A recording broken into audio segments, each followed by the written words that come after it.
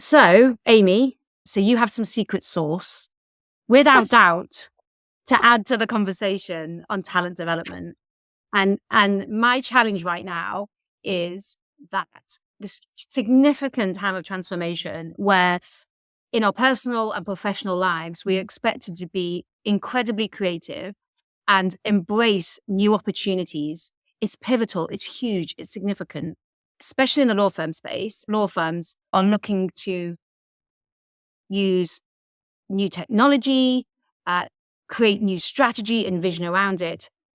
But there's this big gap that I've been noticing in how much investment they're considering for the actual people who are going to go on this journey with them.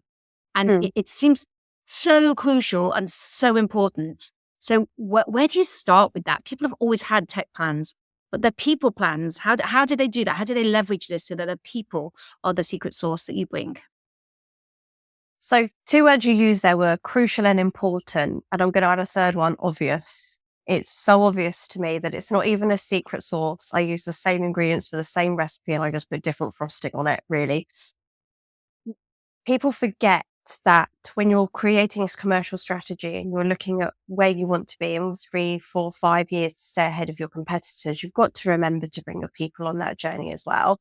And that isn't just with their capability and what skills do they have day to day, but it's also their engagement. So what does progression look like? And that really is so obvious to me, that you want people to have a voice in where the business is going. You want them to be engaged. And for that, you've got to invest in them. So very often that might be, we'll do some training and then 12 months later you come back and that progression hasn't happened. So how is this Yeah. embedded, like so core in the culture of what you do, that you know what good looks like and how you can measure that and just continue to invest in that? I think this is just like a big jumping off challenge. And this is a challenge everyone has. It's that consistency of keeping a golden thread through an employee experience. So this isn't just communication or a performance review or doing an anonymous survey. This is actually thinking outside of the box. And so things that are really great are career pathways. Whilst they sound quite corporate, they're actually brilliant for any size of business, particularly when it's smaller and people feel like there's a ceiling to where they can progress.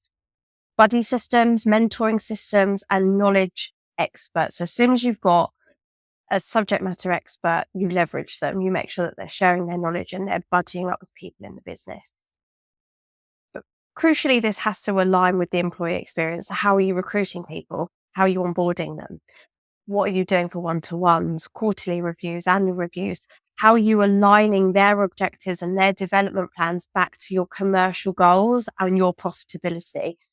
So I wish it could be a one size fits all, wave a magic wand, but it actually comes back to the whole journey that people take through your business, and also making sure it doesn't become stagnant.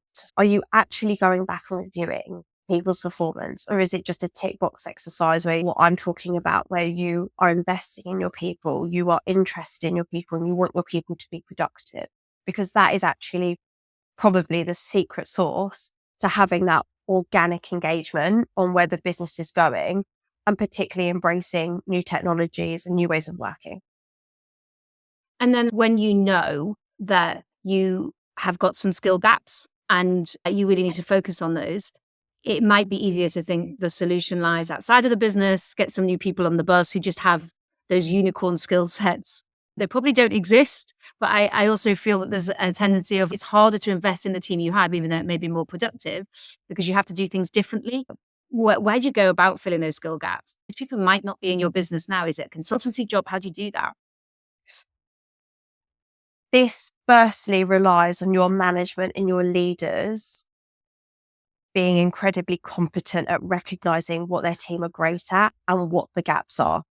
So firstly, you need to make sure that your managers, particularly middle managers, are empowered and confident and knowledgeable to be able to make those calls.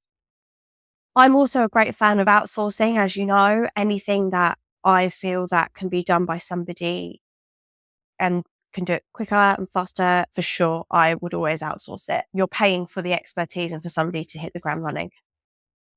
Another thing that we've got to be really conscious of is the employment laws this year. We're going to see a really big spike in terms of, I think the recruitment market is going to definitely change the way that we see it now. There's national insurance, living wage, everything's kind of going up a bit further. So we're kind of losing that really clear step between entry and mid now.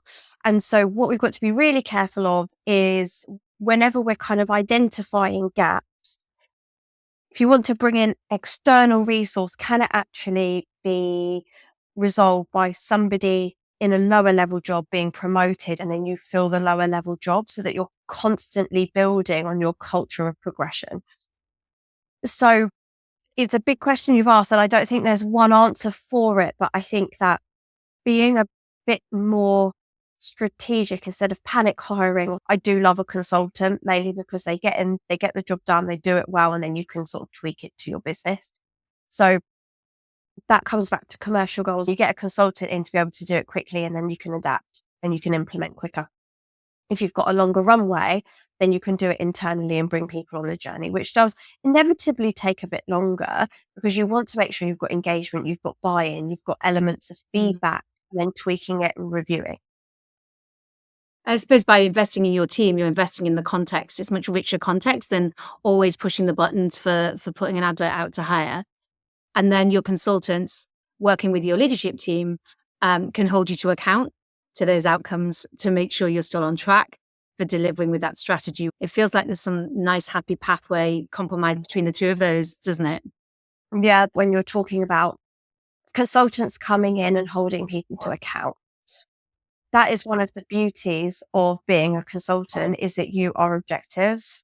As a consultant, you want to get in, do a good job, go on to the next thing. That is what I love about outsourcing things that you can. But essentially wrapping that up, it sounds like it's really getting down to the core stuff that you cannot compromise on, because you don't know what skills your team have and how to improve on them if you don't get your people strategy right for how you assess your people, how you support your people through the business. And that's just absolutely foundational. Without those core fundamental parts, it's always going to be a one-time hit. It's always going to be a training course.